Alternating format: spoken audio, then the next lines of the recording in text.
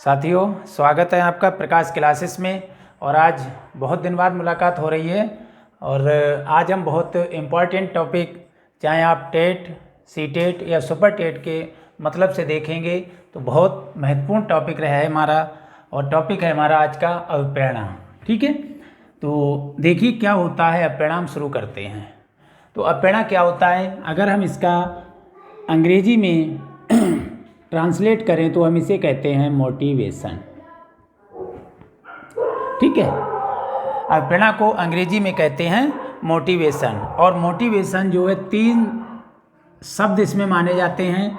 उसमें है move, motor और मोशन। मूव, मोटर और मोशन, ठीक है ना।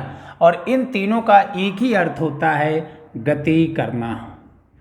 गति करना, क्लियर हुआ। यानी कि मूव, मोटर, मोशन मतलब हुआ गति करना। ठीक है, तो अभिप्रेरणा को अगर हम शाब्दिक अर्थ में लेते हैं तो अभिप्रेरणा वह चीज़ है जो हमें गतिशील करती है या क्रिया करने के लिए प्रेरित करती है। ठीक है ना। तो अब जैसे एक स्किनर का एक कथन है कि अभिप्रेरणा सीखने का राजमार्ग है। अभिप्रेरणा सीखने का राजमार्ग है। राजमार्ग है, ठीक है ना। अभिप्रेरणा क्या है? सीखने का राजमार्ग है। यानी जो भी हम सीखते हैं वह बहुत अभिप्रेरणा के माध्यम से बहुत आसानी से सीख जाते हैं। ठीक है, वैसे भी कहते हैं better the motivation better the learning. ठीक है, जैसे कि हम कहते हैं जितना अच्छा मोटिवेशन हमें मिलेगा, जितनी अच्छी अभिप्रेरणा मिलेगी, हम उतना ही अच्छा सीखते हैं। ठीक है, अब अगर हम अभिप्रेरणा की प्रकृति की बात करें तो ये माना जाता है कि अभिप्रेरणा जन्मजात और अर्जित दोनों होती है। जन्मजात और अर्जित।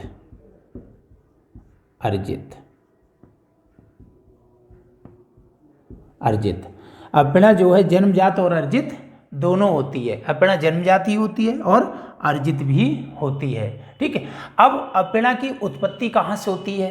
ठीक है, तो अभिप्रेरणा की उत्पत्ति की अगर हम बात करते हैं, उत्पत्ति तो अभिप्रेरणा की उत्पत्ति आवश्यकता से होती है। आवश्यकता से, अगर कोई हमारी नीड है तो हमारे अंदर अभिप्रेरणा अपने आप उत्तेजित हो जाएगी, यानी कि अभिप्रेरणा अपने आप उत्पन्न हो जाएगी और हम किसी ना किसी कार्य करने के लिए प्रेरित होंगे। तो ये माना जाता है कि अभिप्रेरणा की उत्पत्ति कहाँ से होती है? आवश्यकता से होती है। ठीक है, या हम कह लें आवश्यकता जो है उत्प्रेरणा की जननी है। ठीक है ना, यानी कि आवश्यकता ही अभिप्रेरणा को उत्पन्न करती है। और आवश्यकता से जो भी अभिप्रेरणा उत्पन्न होती है वह हमेशा कैसी होती है? जन्मजात होती है। जन्मजात होती है। कैसी होती है? जन्मजात। यानी कि जो भी अभिप्रेरणा आवश्यकता के कारण उत्पन्न होती है, इस अभिप्रेरणा को हम जन्मजात अभिप्रेरणा कहते हैं। जन्मजात अभिप्रेरणा कहते हैं। ठीक है, वैसे अभिप्रेरणा की प्रकृति कैसी होती है? जन्मजात और अर्जित दोनों होती है। अगर बाह्य उद्दीपक के कारण हमें कोई अभिप्रेरणा उत्पन्न होती है, साधारण भाषा में हम कह देते हैं कि उत्तेजना जो है, उत्तेजना जो है अभिप्रेरणा है। कहने का मतलब बाह्य वातावरण में अगर कोई उत्तेजक है या उद्दीपक है, स्टिमुलस है, ठीक है, तो इस स्टिमुलस के कारण जो अभिप्रेरणा उत्पन्न होती है उसे हम बाह्य अभिप्रेरणा कहते हैं। अब बाह्य अभिप्रेरणा के कारण क्या हो सकते हैं? जैसे मान लीजिएगा किसी ने आपको मोटिवेट कर दिया कि भाई आपका टेट का पेपर है, आप पढ़ लीजिएगा। ठीक है, तो इस प्रकार की अभिप्रेरणा को हम कहेंगे बाह्य अभिप्रेरणा। लेकिन स्वतः अगर आपको लगता है कि हमें पढ़ना चाहिए, हमारा एग्जाम है, तो इस प्रकार की अभिप्रेरणा होती है हमारी आंतरिक अभिप्रेरणा। ठीक है, कि हमें आवश्यकता ऐसी महसूस हो रही है कि हमें पढ़ना चाहिए, हमारा एग्जाम लगा हुआ है, तो आवश्यकता के कारण अगर कोई अभिप्रेरणा उत्पन्न होती है तो वो हमेशा जन्मजात अभिप्रेरणा कहलाती है। ठीक है, तो ये अभिप्रेरणा के संबंध में कुछ खास बातें हैं। दो एक परिभाषाएं हैं, जैसे कि एक परिभाषा है स्किनर की, हमने बताया था, इसे हम स्किनर की परिभाषा भी कहते हैं या स्किनर का कथन कहते हैं कि अप्रेरणा सीखने का राजमार्ग है। एक बहुत अच्छा हाईवे है, बहुत अच्छा रास्ता है अप्रेरणा, जहाँ जिसकी सहायता से हम सीख सकते हैं। ठीक है, दूसरी परिभाषा एक है मेल्डन की परिभाषा है। मेल्डन की परिभाषा है कि अप्रेरणा सीखने की एक आवश्यक शर्त है। हम लिखेंगे यहाँ पर अभिप्रेरणा सीखने की एक आवश्यक शर्त है।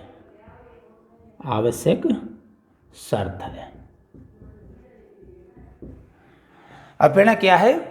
सीखने की एक आवश्यक शर्त है, यानी कि अगर हमें अप्रेरणा मिलेगी तो हम जरूर सीखेंगे। ठीक है, ऐसा हो नहीं सकता कि अप्रेरणा मिले और हम ना सीखें, तो एक आवश्यक शर्त है। और स्किनर ने कहा था कि अप्रेरणा सीखने का राजमार्ग है। एक आता है वुडवर्थ का नाम, वुडवर्थ। ठीक है, इन्होंने क्या कहा था? वुडवर्थ ने कहा था कि निष्पत्ति क्या है, जो निष्पत्ति है हमारा, जो अचीवमेंट है,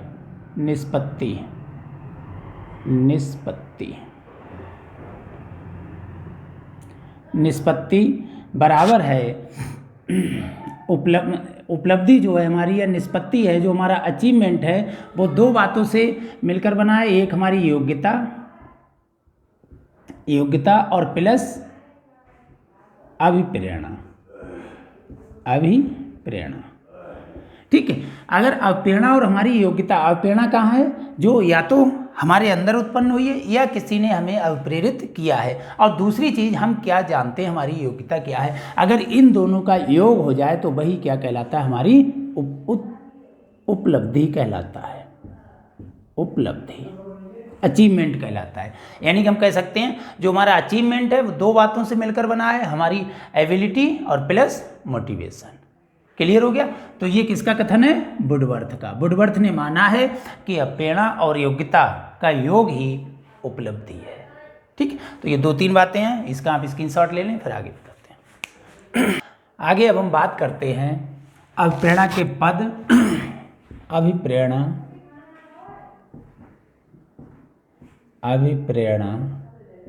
के पद, या हम कहें स्रोत, सोर्सेस या स्टेप्स। ठीक है, अप्रेरणा के पद यानी कि स्टेप्स या सोर्सेस ऑफ मोटिवेशन। ठीक है, अब कौन कौन से पद होते हैं अप्रेरणा के कौन कौन से पद हैं? ठीक है, तो इसे याद करने के लिए हम चार चीज़ें याद रखेंगे। ठीक है, या चार पद या चार स्रोत जो है हमारे अप्रेरणा के होते हैं। पहला है एन, दूसरा है डी, तीसरा है आई और चौथा है एम। बहुत आसानी से याद हो जाएंगे। N D I M. क्या क्या है ये? देखो, एन से नीड। अभी हमने बताया था कि आवश्यकता, अप्रेरणा की उत्पत्ति कहाँ से होती है? आवश्यकता से होती है। तो ये इसका क्या है? स्रोत है। ठीक है, जब आवश्यकता होगी, ठीक है, तो जैसे मान लीजिएगा भोजन हमारी आवश्यकता है। ठीक है, तो अब भोजन हमारी आवश्यकता तो है, लेकिन हमें क्रियाशील कौन करता है? ठीक है, तो क्रियाशील करने वाला क्या होता है? वही कहलाता है ड्राइव। इसे हम कहते हैं, डी से क्या है? ड्राइव, यानी कि चालक। इसके कई नाम हैं, तरह तरह के नाम बदल के आपसे पूछ लिया जाता है। इसी को चालक कहते हैं, इसी को प्रणोद कहते हैं, इसी को हम कहते हैं अंतर्नोद। चालक है, प्रणोद है और अंतर्नोद है, ये सब इसी के नाम है और इंग्लिश में हम कहते हैं ड्राइव। ठीक है, और आई से है इंसेंटिव, यानी कि प्रोत्साहन। ठीक, प्रोत्साहन, या कहीं कहीं आपको लिखा हुआ मिलेगा उद्दीपन या उद्दीपक। ठीक है ना। और लास्ट हमारा है जिसे हम कहते हैं मोटिव्स। ठीक है, मोटिव्स या हम कहते हैं अभिप्रेरक या प्रेरक। ठीक है, और एक इसका जो मोटिव्स हमारा है वो मोटिव्स बराबर होता है, m बराबर होता है n प्लस डी प्लस आई। क्लियर हुई बात? यानी कि जो हमारा प्रेरक है वो इन तीनों का योग होता है। किसका किसका? हमारे नीड यानी कि आवश्यकता, आवश्यकता, और दूसरा चालक ड्राइव, और तीसरा इंसेंटिव यानी कि प्रोत्साहन। ठीक है, अब देखिए क्या है, ये चीज़ें हैं क्या, हम चारों चीज़ें क्लियर करते हैं। ठीक है, अगर हम पहले की बात कर लें कि आवश्यकता क्या है, ठीक, जैसे कि अभी बात हो रही थी आवश्यकता क्या है, तो आवश्यकता क्या है? भूख है, प्यास है, नींद है यानी कि सोना है, या फिर बहुत सारी आवश्यकताएं हैं हमारी, थकान है, थकान के कारण हम क्या करते हैं? आराम की आवश्यकता होती है। ठीक है, अभी सर्दी है तो सर्दी में कपड़े पहनने की आवश्यकता है ना। तो ये क्या है? हमारी सब आवश्यकताएं हैं। हमारी जो प्रारंभिक आवश्यकताएं हैं, रोटी, कपड़ा और मकान।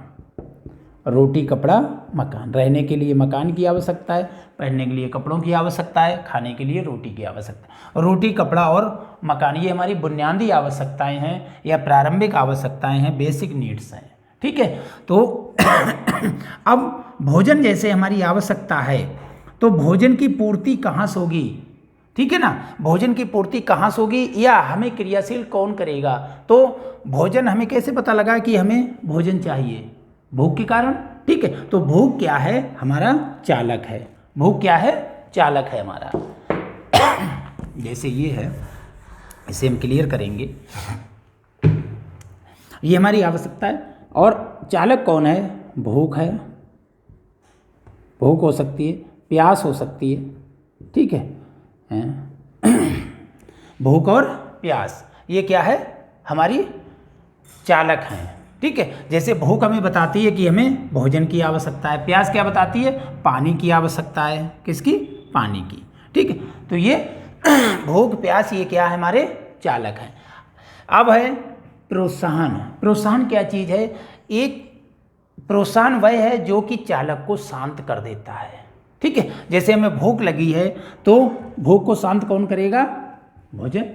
हमें थोड़ा सा अगर भोजन मिल जाता है तो हमारी भूख शांत हो जाती है, यानी कि हमें एक प्रकार का प्रोत्साहन मिल जाता है। तो प्रोत्साहन क्या है? यानी कि चालक को शांत करने वाला। ठीक है, अब इसके बाद में आता है प्रेरक। प्रेरक अभी हमने बताया था, प्रेरक बराबर होता है, प्रेरक बराबर होता है आवश्यकता,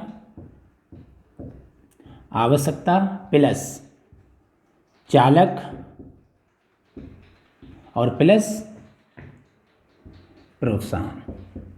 प्रोत्साहन ये तीनों का जोड़, यानी कि हम इसे संक्षेप में लिखते हैं कि प्रेरक m बराबर n प्लस डी प्लस आई, इन तीनों का योग है वो क्या कहलाता है? प्रेरक कहलाता है। तो भाई ये हमारे अप्रेरणा के स्रोत या अप्रेरणा के पद हैं। अब कभी कभी आपसे पूछ लेता है कि अप्रेरणा के पक्ष क्या हैं? अभिप्रेरणा के पक्ष, अभिप्रेरणा के पक्ष। ठीक है, तो याद रखिएगा, अगर अप्रेरणा के स्रोत आ जाए या अप्रेरणा के पद आ जाए तो कितने होते हैं? 4 होते हैं। ठीक है, और ये चारों आपके सामने लिखे हुए हैं। पहला आवश्यकता है, दूसरा चालक है, तीसरा प्रोत्साहन है, चौथा प्रेरक है। ठीक, अगर पक्ष आपसे पूछ लिया जाए तो पक्ष होते हैं इसके 3। अब वो 3 कौन कौन से होते हैं? एक आवश्यकता है, दूसरा ड्राइव है, तीसरा इंसेंटिव है। यानी कि आवश्यकता, चालक और प्रोत्साहन ये क्या है? अप्रेरणा के पक्ष कहलाते हैं। ठीक है, तो इसका स्क्रीनशॉट ले लो। और इतने आज के वीडियो में हम इतने बताएंगे। आगे हम कल जो वीडियो बनाएंगे उसमें आपको बताएंगे कि अप्रेरणा के सिद्धांत कौन कौन से हैं और उन सिद्धांतों के बारे में बात करेंगे। धन्यवाद।